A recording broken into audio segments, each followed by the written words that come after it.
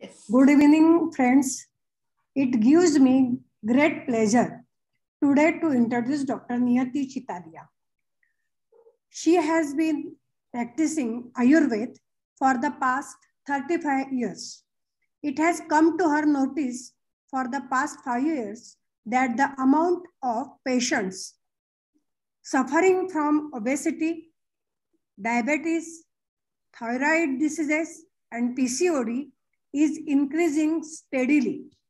Hence, we are going to have a series of lectures under the heading Know Your Health and Know Your Disease. We start today with thyroid diseases. While the lecture is on, if you have any questions, please type them in the chat box and send them to us. We will give the last 5 minutes for answering the questions. This lecture series will also be conducted in Marathi in the coming weeks. Now, I requesting Dr. Niyati to start the lecture. Good evening, everybody. Before I start the lecture, I would like to bring to your notice one thing, that this is an open lecture. I have sent the link to my patients who have sent them to their friends and other people. So this is an open lecture. So I would like to tell everybody that there are people who could take the advantage of my name and contact you, that they would like to help you in their products or in their programs. So please, if anybody contacts you and claims that they know me, I would like to disclaim it, because before asking me, do not fall prey to anybody's convincing policies, or if they want you to join their group, etc. Confirm with me first whether I have referred you to them, and then only join such a group. I will give this notice again and again, but if any of your friends are also joining in, please let them know. So today we are going to start with Know Your Thyroid. The first thing I would like to bring to everybody's notice is that as Mrs. Revati Oak, while introducing me, has said that in the past 5 years, I have noticed that the amount of patients of thyroid, obesity, diabetes, PCOD are steadily increasing. And steadily increasing in the sense that their hormones are also playing a very different kind of jixing and mixing, and there are mood swings, and there are many other things that are happening to people, which doctors are also finding very difficult to understand. Hence, that part of medicine that is called as endocrinology is now picking up patients are going to endocrinologists to find out exactly what's wrong with them. Now, while I start the lecture, I had come across a very lovely observation by a doctor himself, a neurologist who practices in the US and who was a follower of Maharishi Mahesh Yogi. He has tried to put Ramayana into our body.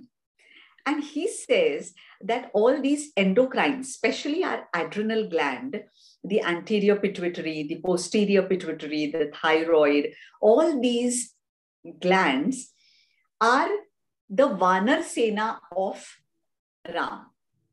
The adrenal gland, that is the head of all that, is Hanuman. The anterior pituitary, the king, is Sugriv.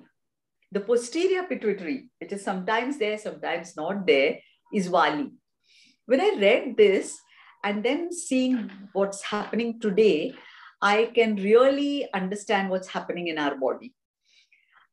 What is happening actually is that our hormones, which have to be in control, are now we are losing control of those hormones.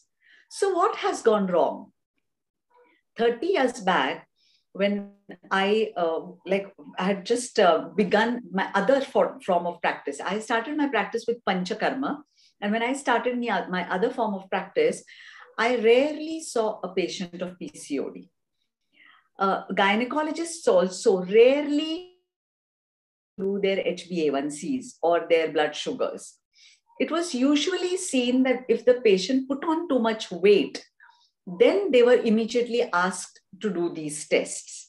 But very rarely we saw gestational diabetes or preeclampsia, very rarely. But it was there, not that it wasn't there. But the amount of patients that we see today is extremely high. So let's talk about the thyroid first. The thyroid is a gland which is situated somewhere here in the neck of everybody. It's like a butterfly shape like this.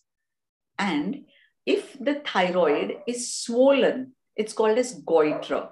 So you can see a swelling here and it falls like here. Now, what happens is that our water usually has iodine in it. And it was seen in the olden times that the Himalayan rivers were scanty in iodine. The Himalayan rivers did not have as much as iodine as the other rivers, like the Sahyadri, the Aravallis, and all the other states had good amount of iodine in their waters. But today, it has been seen. Mute everybody, please. So today it has been seen.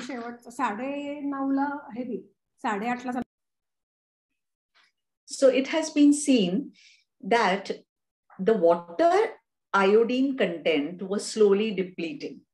Hence, the World Health Organization advised people, governments, to add salt, iodine in salt, because salt is something that is consumed every day.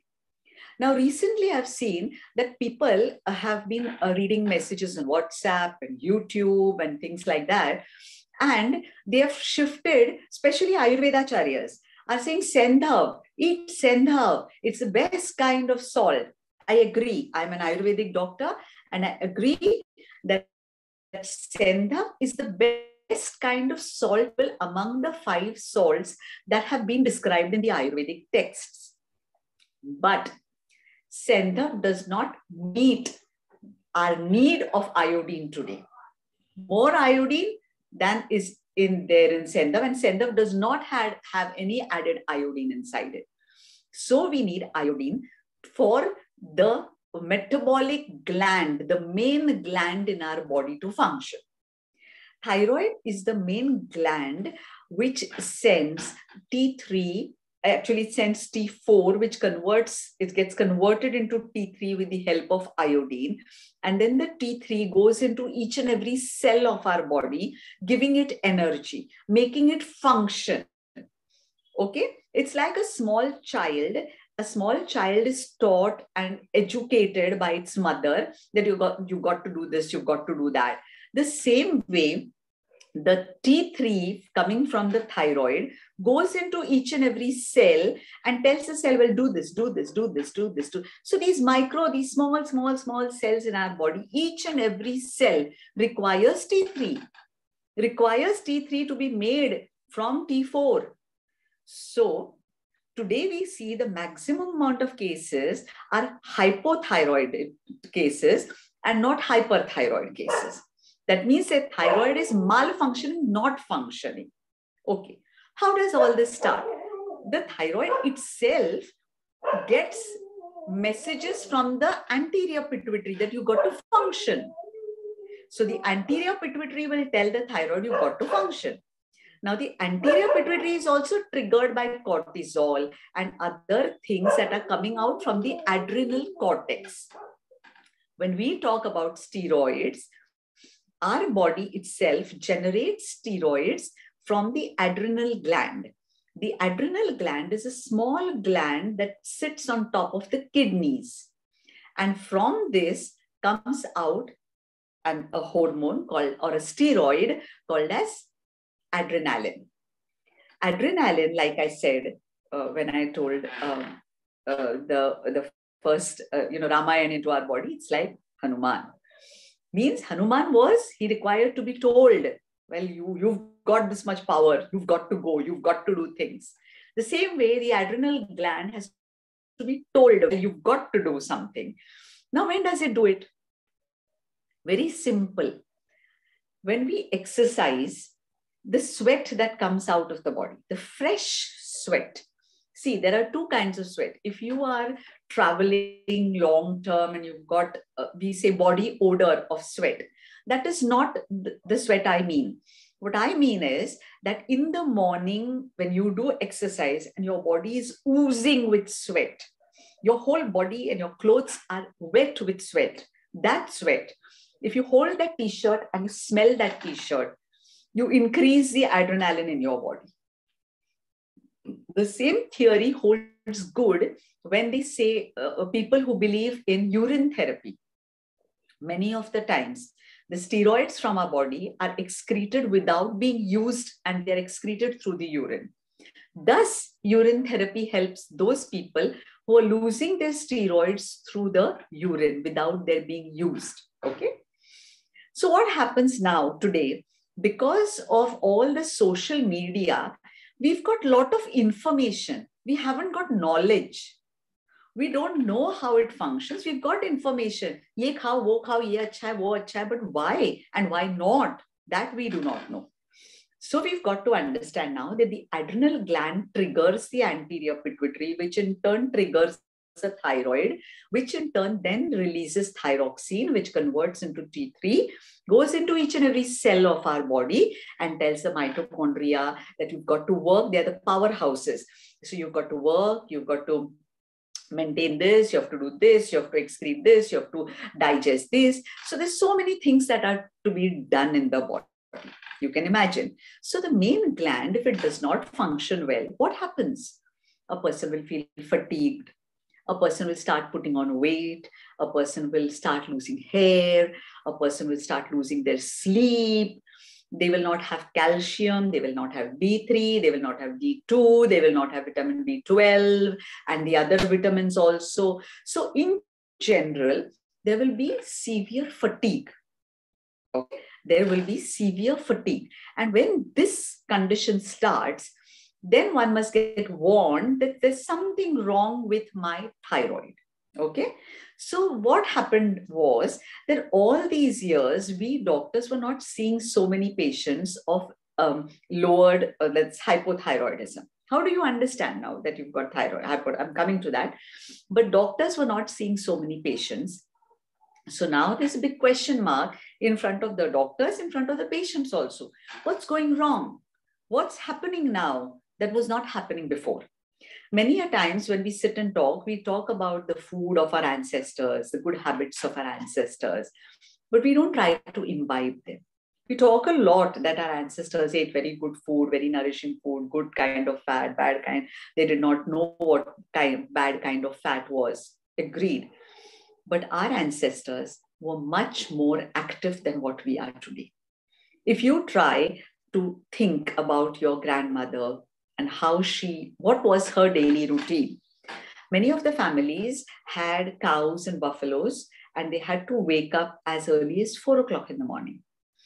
When you wake up at Brahma Muhurtam, that is about half an hour, 45 minutes to 1.5 hours before sunrise, the body releases these cortisol and these other steroids into our body. So what happens? Iron and calcium also get into our circulation, and it gives us a lot of energy. So you find that when you wake up early, you have a lot of energy. But when you wake up late, you're more lethargic, you're more tired, you don't feel like working. So all these things play a role in our body. So our daily routine is very, very important. Hence, waking up in the morning is very important.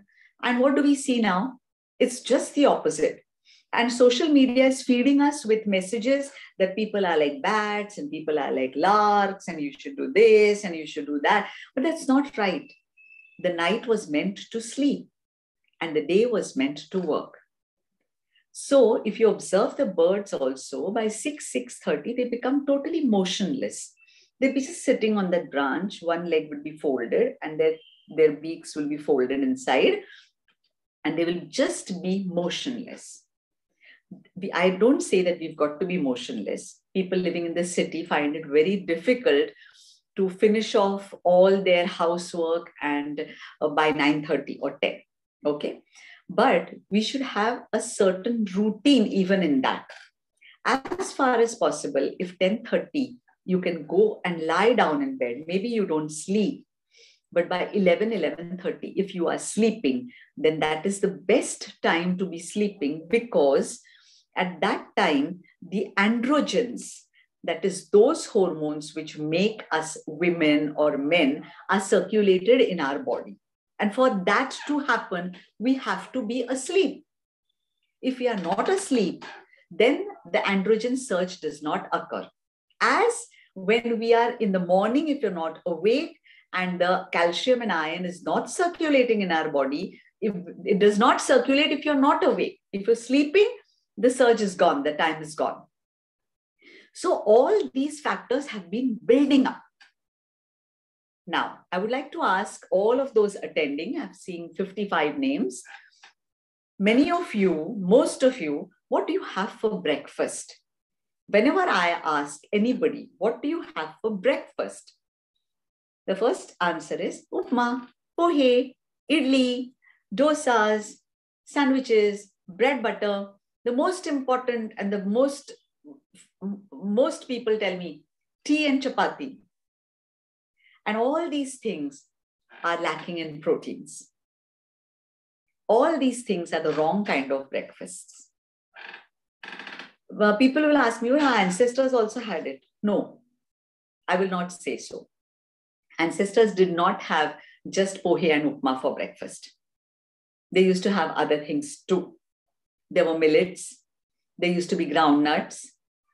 There used to be powdered, make the podi chutney, like that. There would be powdered pulses, which were used along with rice. So there were different things that our ancestors ate. Our ancestors just didn't eat pohe and upma. There were other things. There were dals and there were other pulses that were used, soaked and used. We need to today answer this question first, is our activity and our food. Why is the thyroid cases increasing?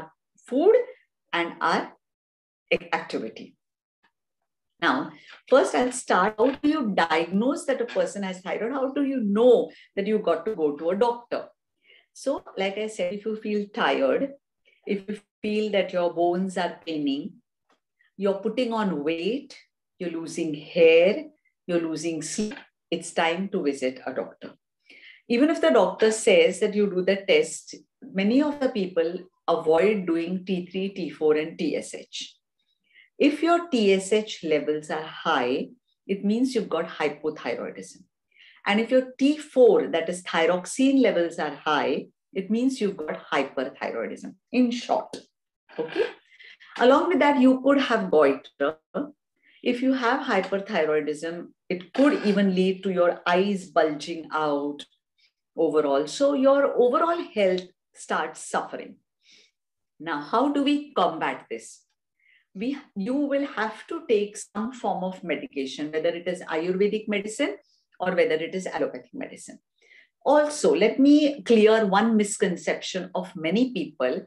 They feel that Ayurvedic medicine is home remedies. No, Ayurvedic medicines are not home remedies. Home remedies include things that you use every day in your masalas and condiments. And Ayurvedic medicines are medicines which are made with the use of herbs, metals, and other things like, I could call them animal products and things like that are used to make this medicine. Okay, so it's a medicine. It's not a home remedy. Okay, so Ayurvedic medicines for T3, T4, TSH, or allopathic medicines to lower your T4 or lower your TSH have to be taken in the beginning so that your metabolic rate starts becoming normal. Okay, every 3 months, you must check these levels to know that your levels are coming back to normal or they're still risen and you still need to take action. So the power of the medicine will have to be reduced. Many a times we've seen that T4 is high. A patient could be a hyperthyroid patient, and taking medicines to reduce T4 could then lead to hypothyroidism. So then it gets converted into hypothyroidism. But see, let me tell you one thing, that medicine alone is not going to help you, because this is a disease of the lifestyle. If you do not change your lifestyle, then the medicine alone is not going to help us. So now how are you going to do? How are you going to go about it? The first thing, many gym instructors who are open to scientific changes and upgrade their knowledges about exercise. Most of them admit that exercise is best done in the morning. Remember one thing, when you're already tired with your work the whole day and you exercise in the evening, you're not as fresh as you were in the morning. So try your level best to do exercises in the morning. Now, what does Ayurveda say about exercise in thyroid conditions? Ayurveda tells you that when you are once a thyroid patient, you should change your exercise every day. You should not stick to one form of exercise. Let me explain why. Suppose there's a person who is a regular swimmer, and there is a person, and this person decides that now tomorrow I'm going to go for cycling. What will happen? Muscles that are used for cycling, then walking is going to be troublesome. It's going to be a very high cardio exercise for this person. So Ayurveda says that you have to shock your body every day. And just walking and just doing cardio exercise is not enough. You must do exercise which involves each and every muscle in our body. So which are the exercises which involve muscles? There is yoga. Another form of yoga is Pilates, power yoga. These are all the forms of asanas. Now, when I talk about yoga, I'm not talking about pranayama. I'm talking about asanas, that is exercise, the exercise part of yoga, that is asanas. The other type you can do is weights.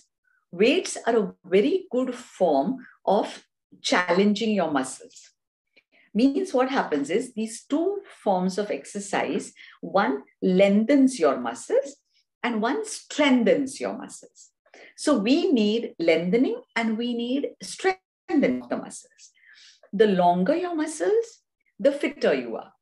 Similarly, the stronger your muscles, the fitter you are, because you can get more work done. You get less exhausted, you get less tired, and you can be very fit throughout the day. Now, many people will say that you're doing a lot of work in the day, and then by 10, 10:30, you're tired. So then what is your fitness? But that is the way it's meant to be. By 10, 10:30 in the night, your body should be so tired that you should just fall on the bed and fall asleep. You don't need tranquilizers. You don't need any medicines to fall asleep, because your thyroid is functioning well, because your adrenaline is functioning well. Adrenaline is being secreted rightly. It's going into the anterior pituitary and it's ordering the thyroid to function properly, right? So if our adrenal gland has to function well, we have to exercise well. Now, after exercising well for an hour or so in the morning, then it is very good to have the right kind of breakfast. So I told you in the beginning that your upmas, pohes, idlis, dosas, bread, butter, tea and chapati is the wrong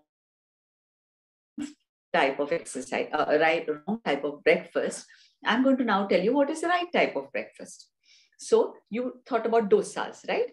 Now dosas, why do you want to make it only with urad dal and rice? You can use all dals and make dosas.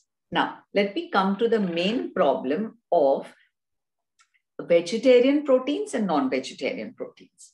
When I'm talking about dal dosas, I do not mean that you use only dals. you must put a little bit of rava, that is semolina, or a little bit of rice, or a little bit of millets, or you can use buckwheat, you can use quinoa, or you can use other forms of grains that in the dal as a source of carbohydrate. But it has to be very little, because the dals are deficient in certain types of proteins which are supplied by the carbohydrates. Hence, our ancestors probably knew it. So we eat dal, rice, chapati, and vegetable. Now, where we go wrong is our vegetable is usually lesser than the chapati. Our vegetable should be 4 times the chapati. Dal should be 4 times the amount of rice. Then it becomes a complete protein. So you soak all dals, and while grinding, you add either rava, or you add some oats, or you add some millets, or you add some buckwheat, or you add some quinoa to bind that dal and to make it a complete protein. Now, as enhancers of taste, you can put green chilies, you can put ginger, you can put garlic on a certain day. On a certain day, you can put dry red chili powder or haldi powder, turmeric powder, and things like that.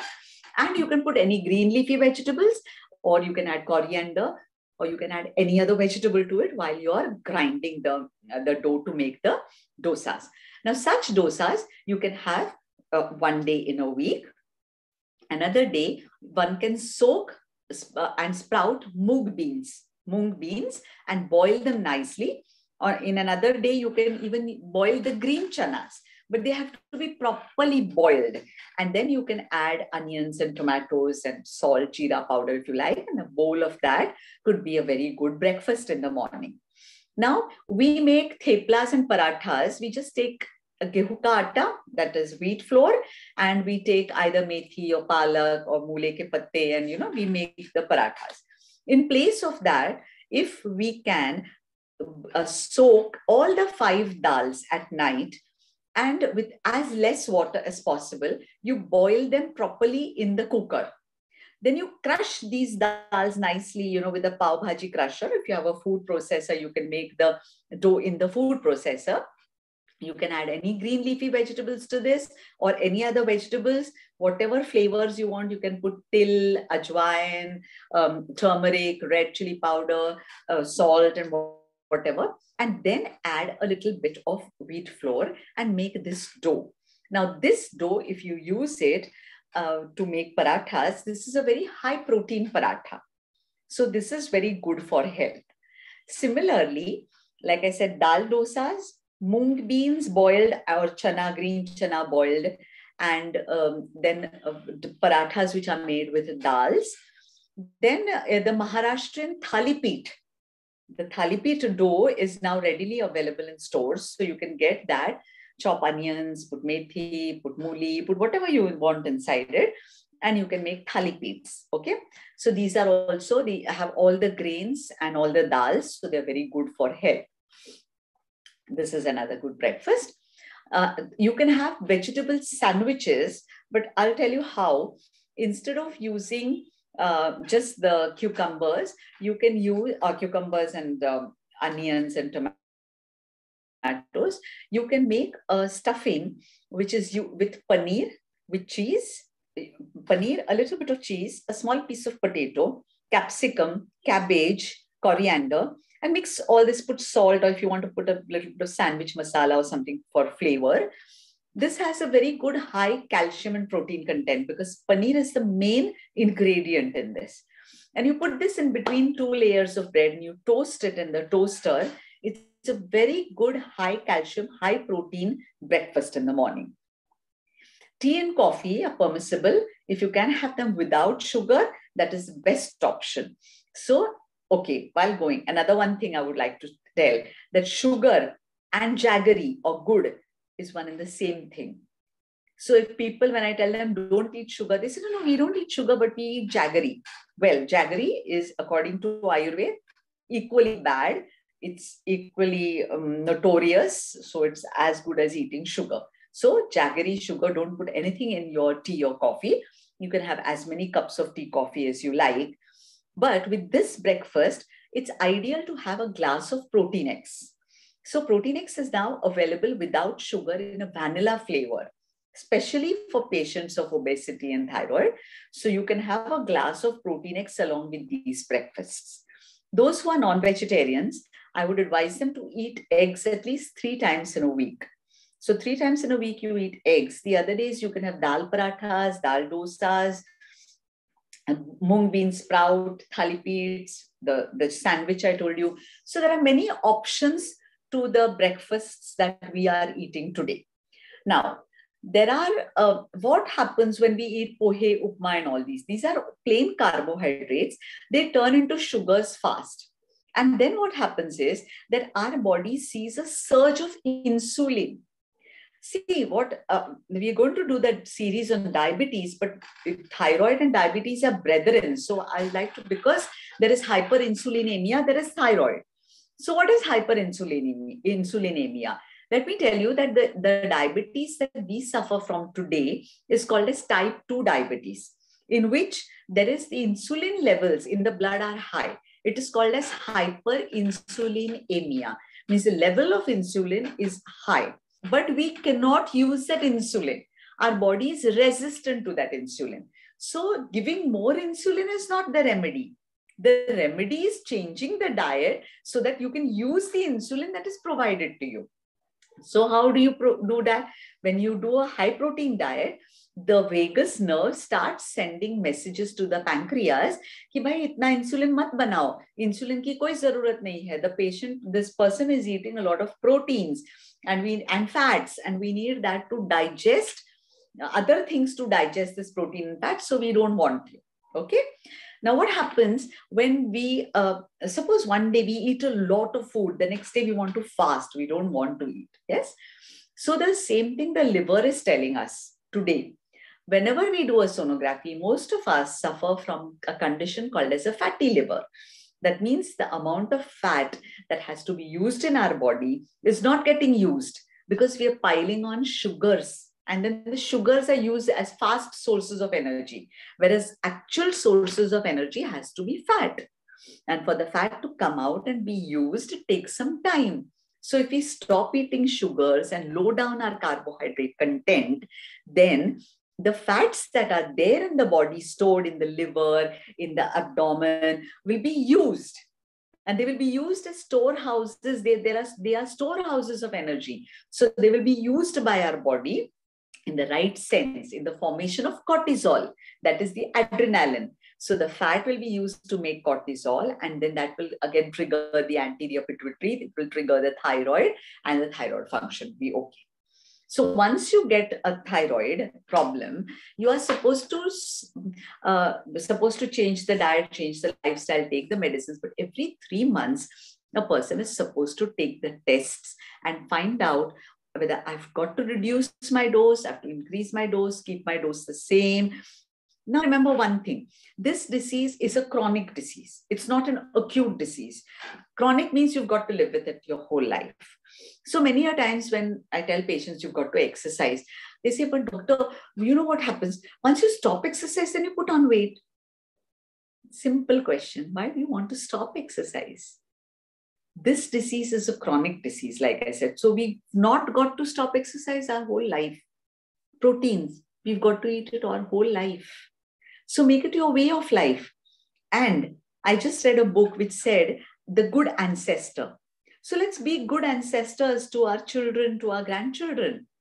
So if we imbibe in them to eat these dal dosas and these mung beans and eggs and such things for breakfast, then we are already putting into them this habit of eating good and right food. So we're being good ancestors, we're being good parents, and we're cutting this whole system of our thyroid going into our children. Because it's already gone. The gene has already gone when the child has been born to you. So we can change our habits and imbibe those habits in our house so that what happens is that those habits get into the blood of our children. They start liking it and they start doing it. So it's very important. And today, see, many of our Indian homes still make food from scratch. Like Every day in the morning, your mother will or your wife will give you a dabba of chapati and vegetable. In the West, ready meals and ready food is very commonly used. So people say when I talk about fast food, people will always label pizza and burgers as fast food. Whenever I ask them that do you eat pizza and burgers like regularly, then they say no. Then what is the fast food that an Indian person is eating? Especially I will talk of Maharashtra.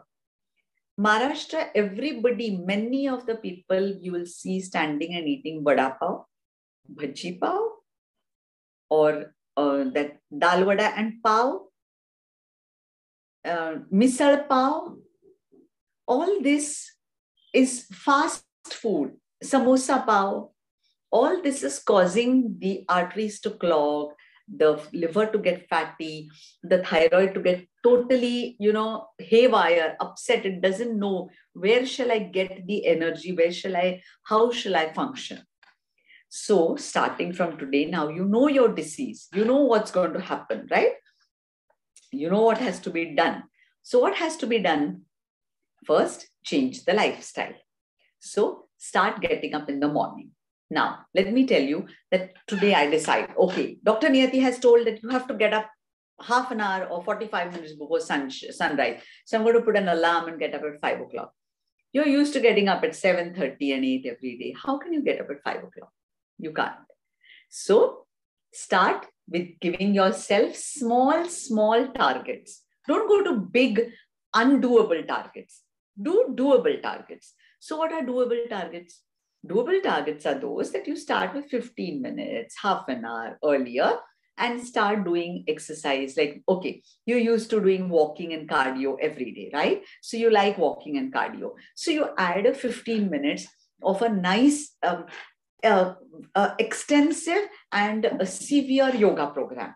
Like you do yoga using yogasans using sticks, or you do fast yogasans, so that you will get all sweaty.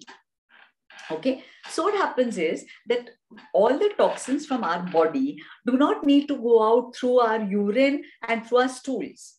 They need to go out through our sweat, through the dirt that comes out through the ear, through the eyes, through the ears, through the nose. All the dirt from our body, these are the places which help you to detoxify. So what are we doing? You have to drink 8 liters of water.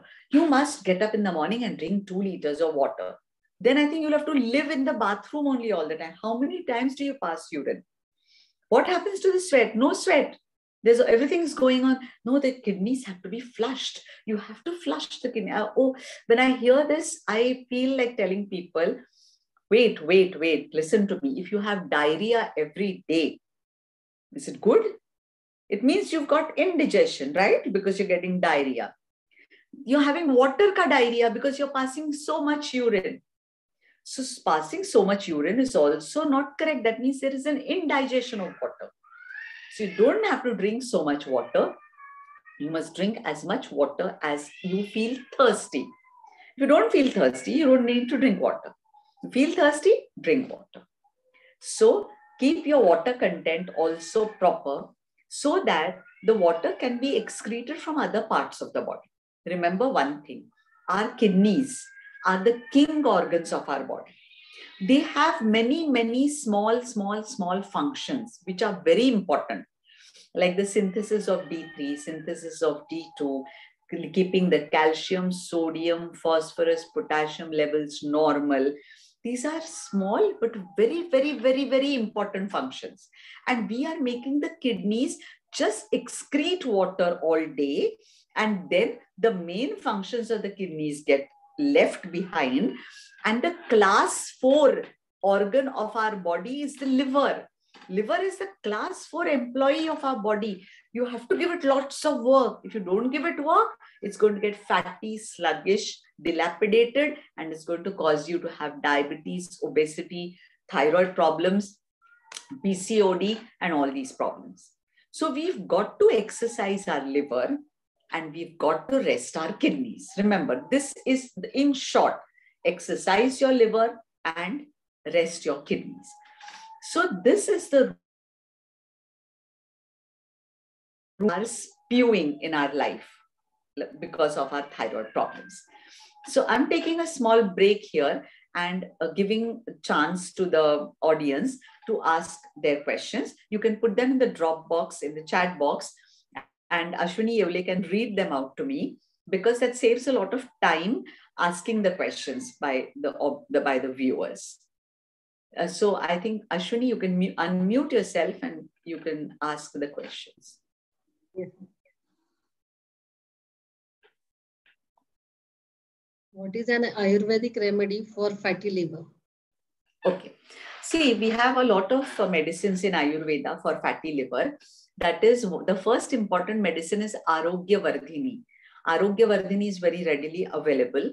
Along with that, there is Punarnava Kadha, Punarnava Kadha, Punarnava Kadha, Arogya Vardhini, Kumari Asav. Kumari Asav is a very good liver tonic. And then there are brands, like we have Live 52 DS, or we have Syrup Jondex. These are the patent medicines, or we have Livomin by Charak. So many liver tonics are there, which a person can take.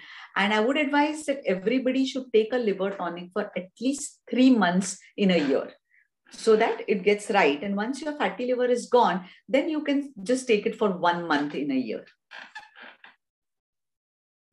Is thyroid risk usually occur after particular age? Yes, usually thyroid does occur after the age of, say, 40, from 35, thyroid could start. Now, this question is very good, which leads me to another question, that women get thyroid problems more than men, because women have to combat with many hormones throughout their life. So when we say that women, please don't smoke, don't drink, many people give it a religious or a sexist sort of a remark. But I would like to say that the main thing I tell women, that you should not smoke, drink, or eat anything wrongly, or your time should not change, or not too many spicy foods, etc., etc., because for your body, you have to combat with so many more hormones than men. So women are more prone to having thyroid problems, and 35 is usually the age when all these problems start revealing themselves. They might have been there in the body earlier, we wouldn't know them.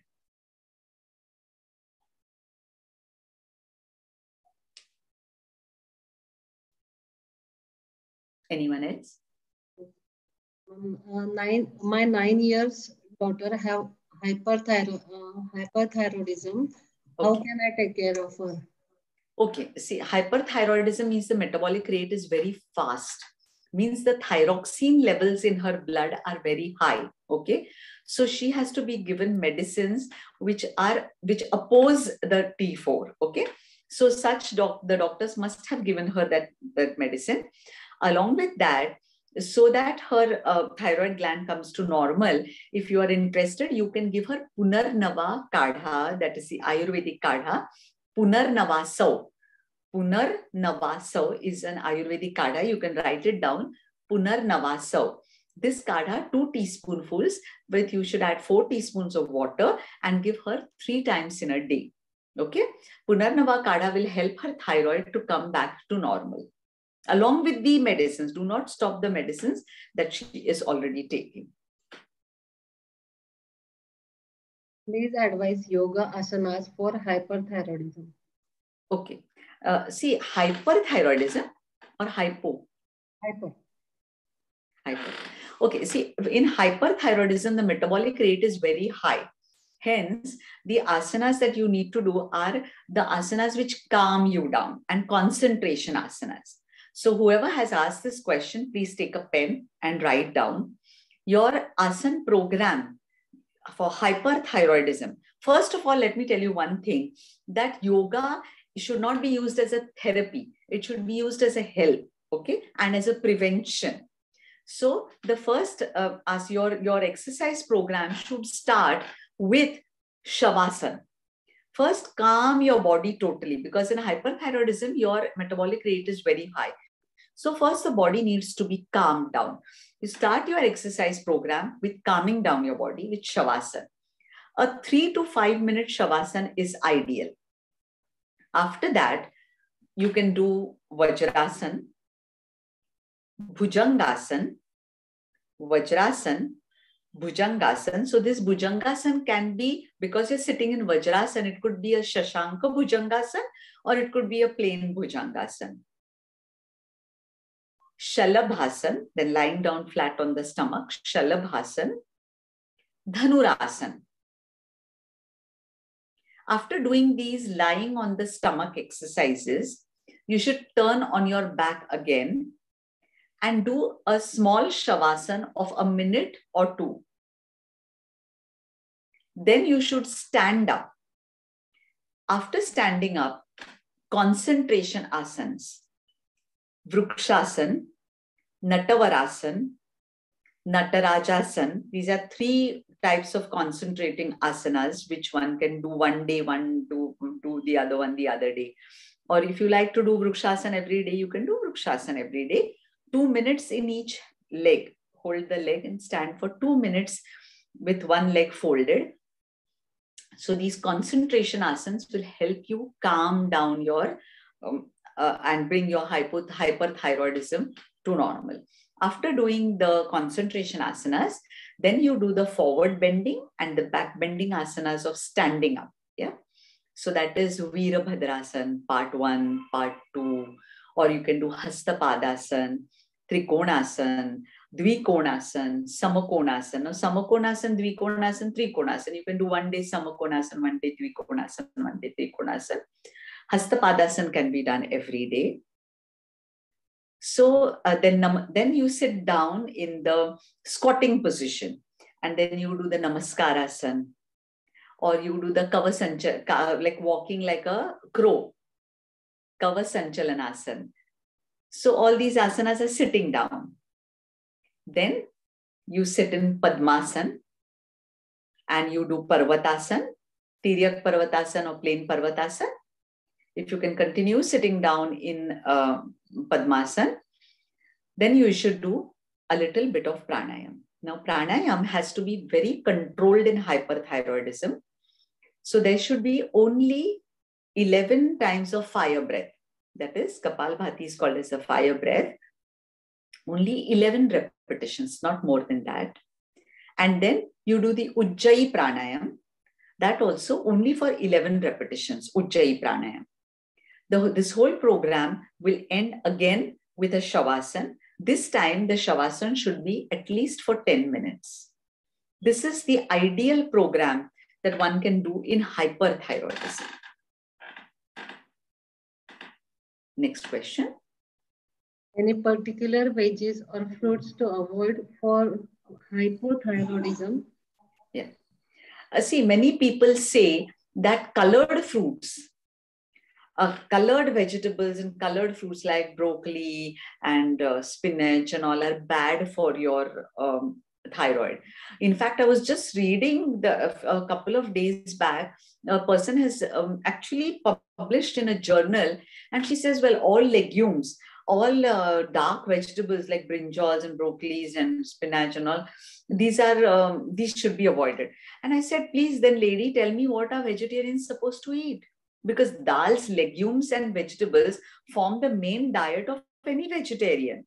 So like I told you people, if you're a vegetarian, 4 times the amount of vegetable and 1/4 times the amount of your carbohydrate, the chapati or whatever you're going to eat. If you keep to this ratio, then you can eat everything.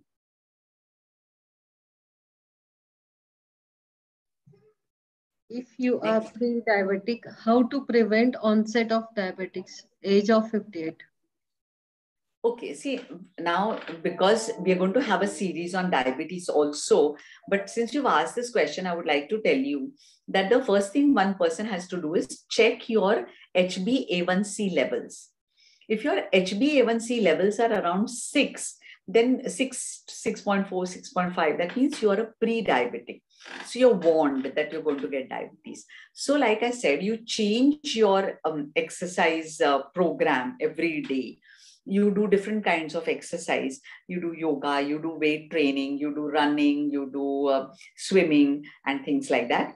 keep to a high protein diet under any circumstances, and you will be able to rid of your future. You will never get diabetes then.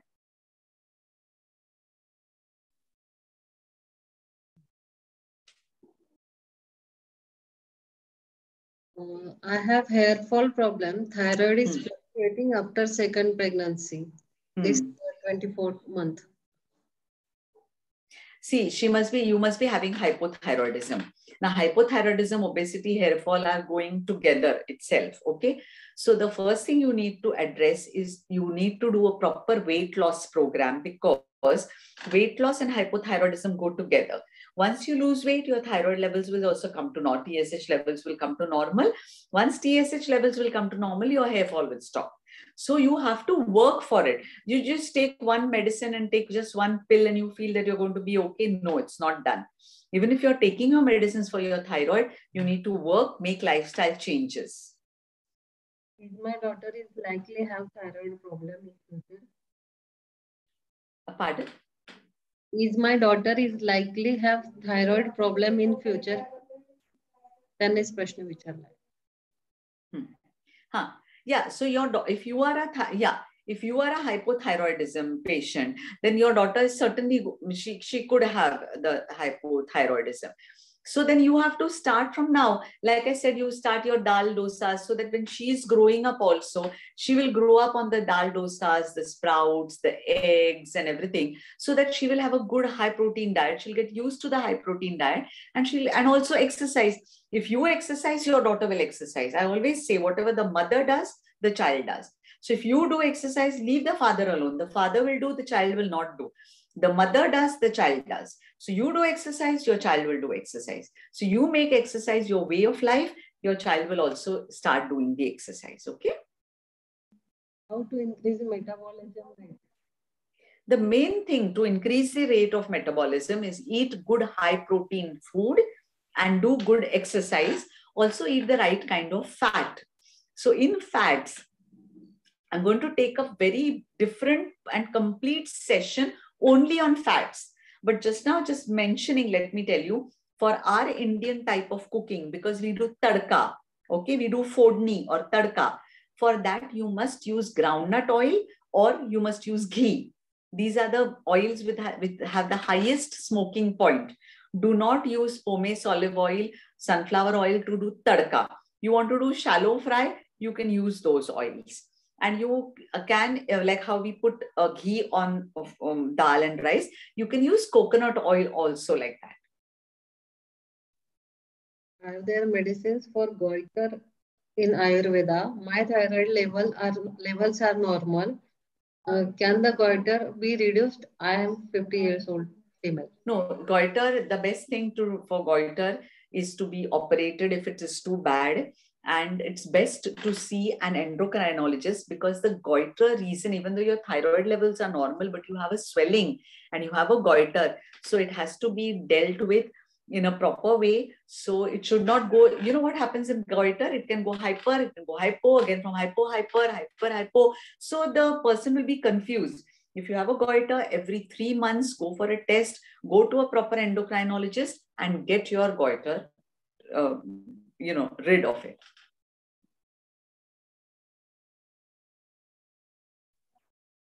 Last 8 years, I have hypothyroidism. Now having 100 mg tablet. How to get rid of tablet, and tablet will be lifetime? I have morning sickness too, and I am on lactation. So can Ayurvedic medicine can be started, allopathic, homeopathy, which is better? Ayurvedic medicine can be started with your allopathic medicine. But let me tell you, you've gone into that groove. They must have given you the 50 milligrams and 75 milligrams and 100 milligrams. I'm not blaming the doctor. The doctor can't do anything else. He has to give you the medicine because he has to bring your levels to normal, but you are not doing anything. The person, you yourself have to do something.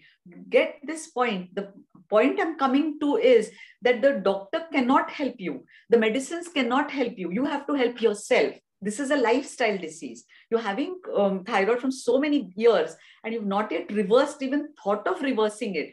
You have to think of reversing your disease first.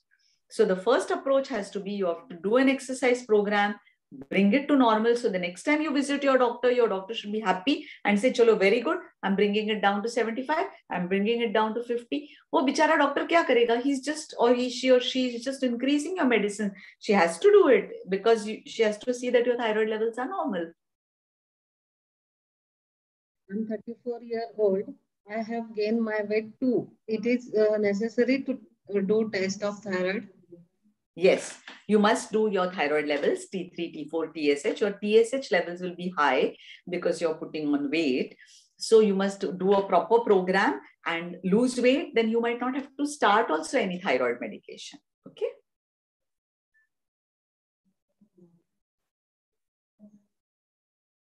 Hypothyroidism, we have to take Iltroxin tabs lifetime, or is it curable? No, it's certainly curable because like I told you, thyroxine, you have to make your body generate. Doctor will give you medicines, he'll give altroxin, he'll go on increasing. What can he do? Because this is a lifestyle disease, we have to help ourselves. You can't stop the medicine. You have to, the diet that I told you and the exercise you do every day, but you have to do it like your whole life. If you think I'll stop, no, please. Is the thyroid stress or anxiety?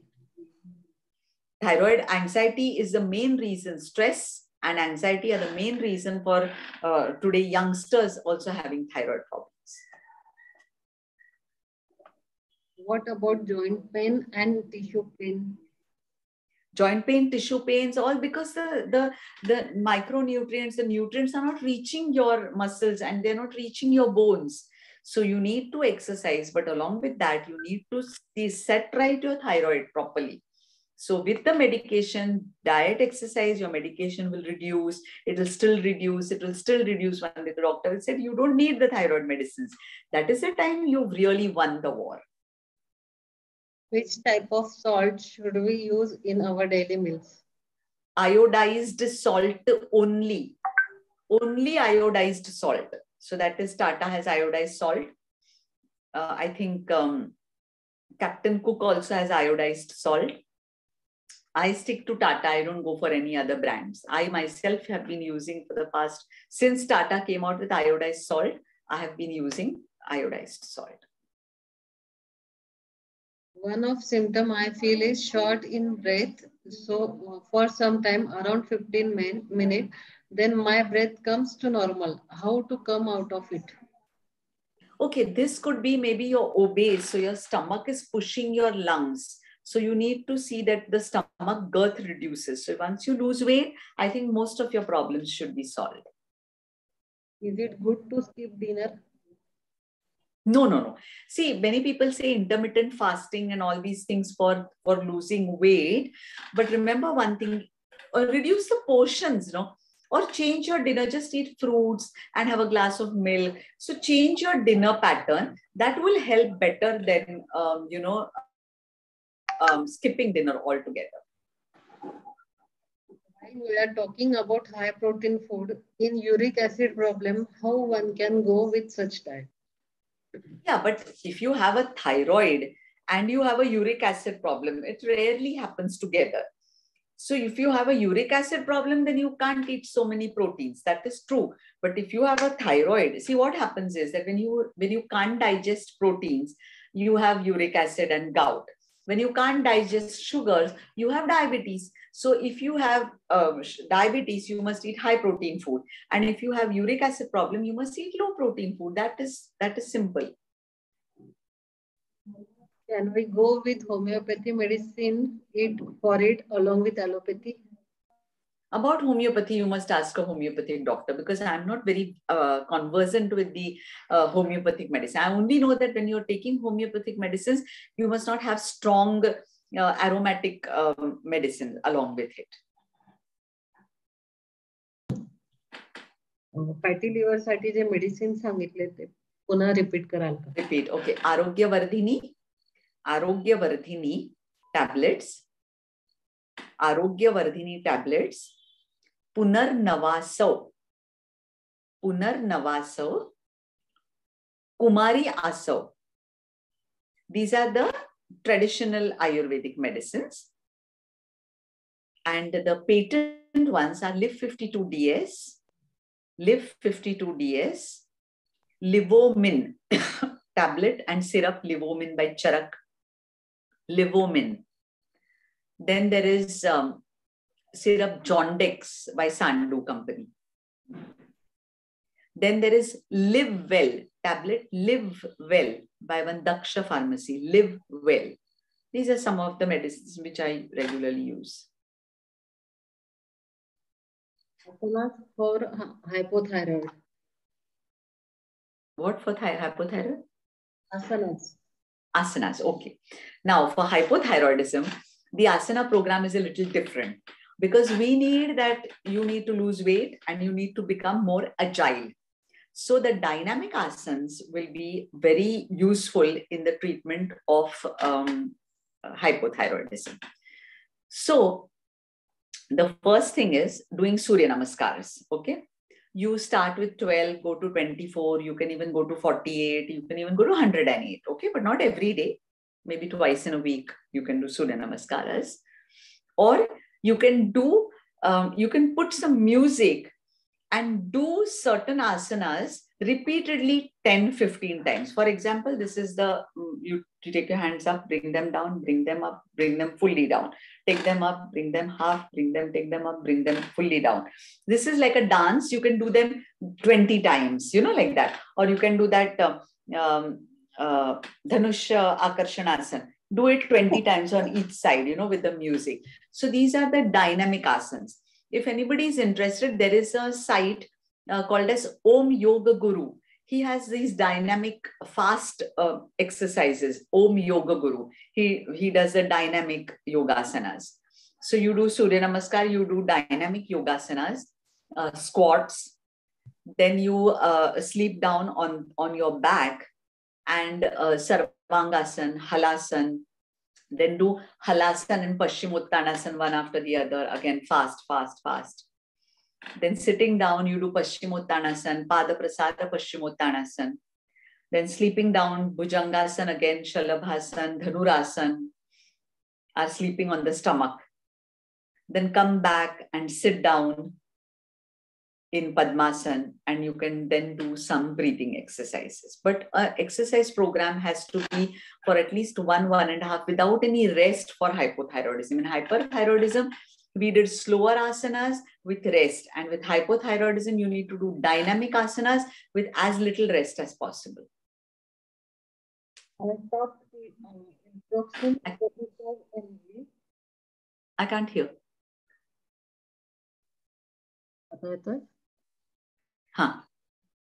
I stopped Iltroxin 25 mg 3 months back and shifted to Ayurveda. But after 3 months, the reports are not in normal range, but I feel far better than before, like fatigue and weakness is no more. Now, so shall I start my tablet again? See, whenever you start with any other pathy, remember, you just should not stop the medicine together.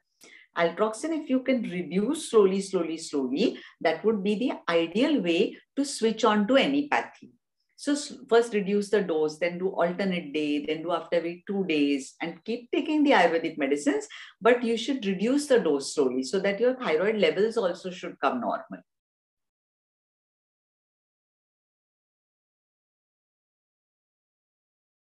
I think we call today's session, I think because it's time now. So we are planning, we are going to do a repeat session tomorrow. So I would like people, you can send, Know Your Health, in the group Know Your Health, you can send your questions. So tomorrow we can have a more interactive just question answer session if you like. 8:30 to 9:30 tomorrow.